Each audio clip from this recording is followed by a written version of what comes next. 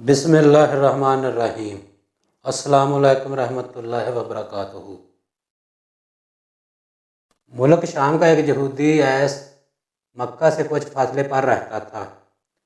وہ جب بھی کسی کام سے مکہ آتا، وہاں کے لوگوں سے ملتا تو ان سے کہتا، بہت قریب کے زمانے میں تمہارے درمیان ایک بچہ پیدا ہوگا، سارا عرب اس کے راستے پر چلے گا، اس کے سامنے ذلیل اور پست ہو جائے گا، وہ عجم اور اس کے شہروں کا بھی مالک ہو جائے گا۔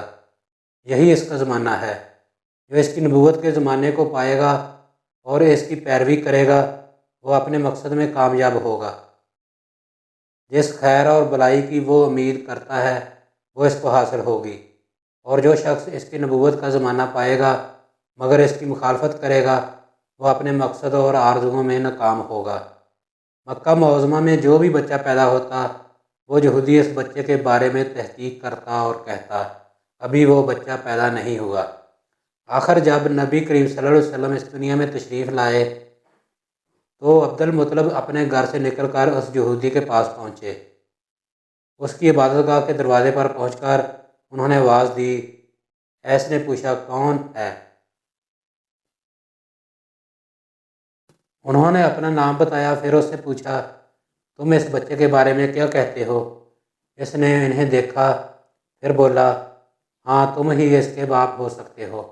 بے شک وہ بچہ پیدا ہو گیا ہے جس کے بارے میں تم لوگوں سے کہا کرتا تھا، وہ ستارہ طلوع ہو گیا ہے، اور جو اس بچے کی پیدائش کی علامت ہے، اور اس کی علامت یہ ہے کہ اس وقت اس بچے کو درد ہو رہا ہے۔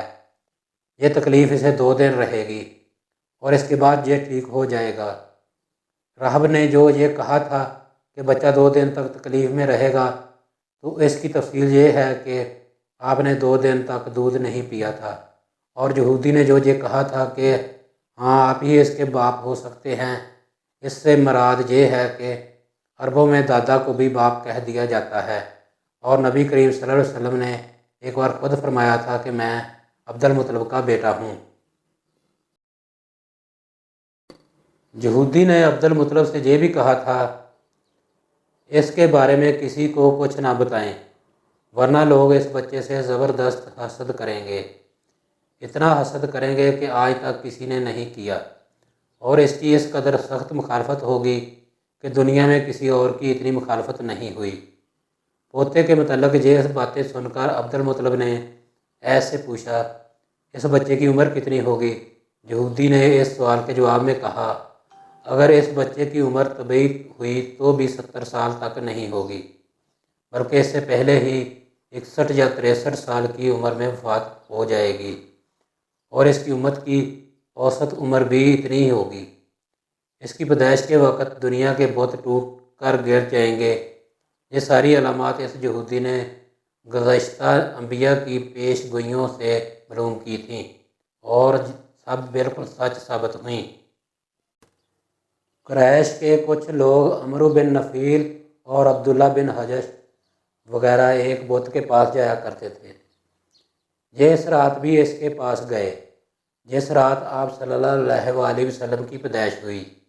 انہوں نے دیکھا وہ بت اوندے منہ گرا پڑا ہے۔ ان لوگوں کو یہ بات بری لگی، انہوں نے اس کو اٹھایا، سیدھا کر دیا، مگر وہ پھر گر گیا۔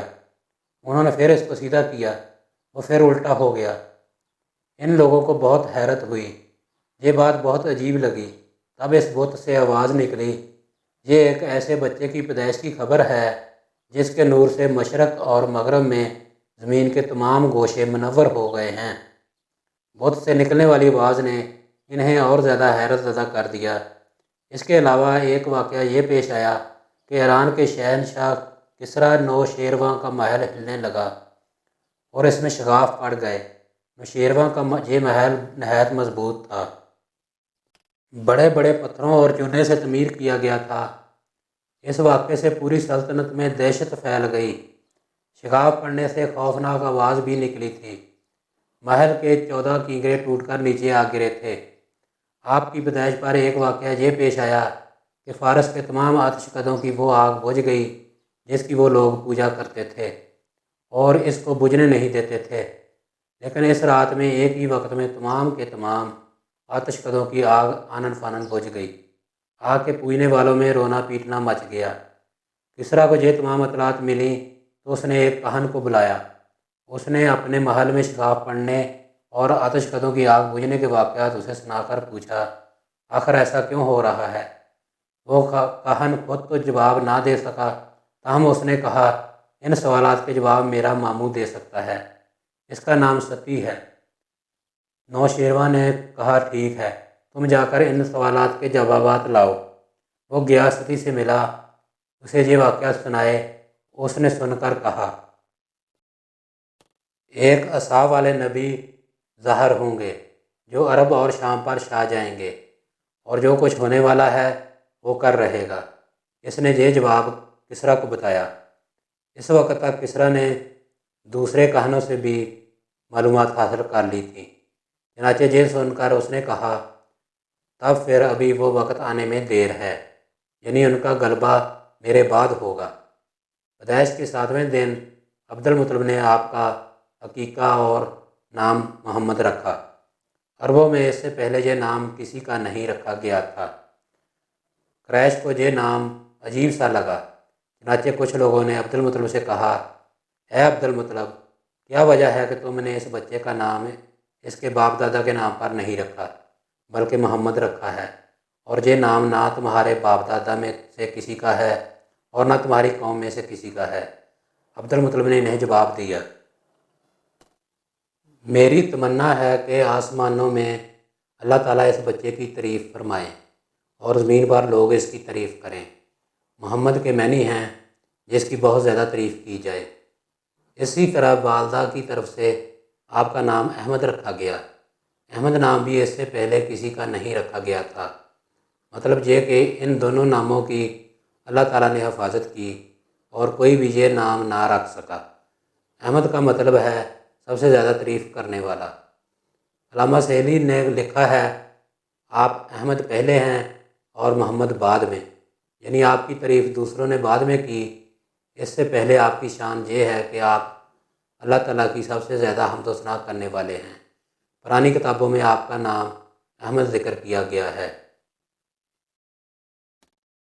अपनी वालदा के बाद आपने सबसे पहले सोबिया का दूध पिया।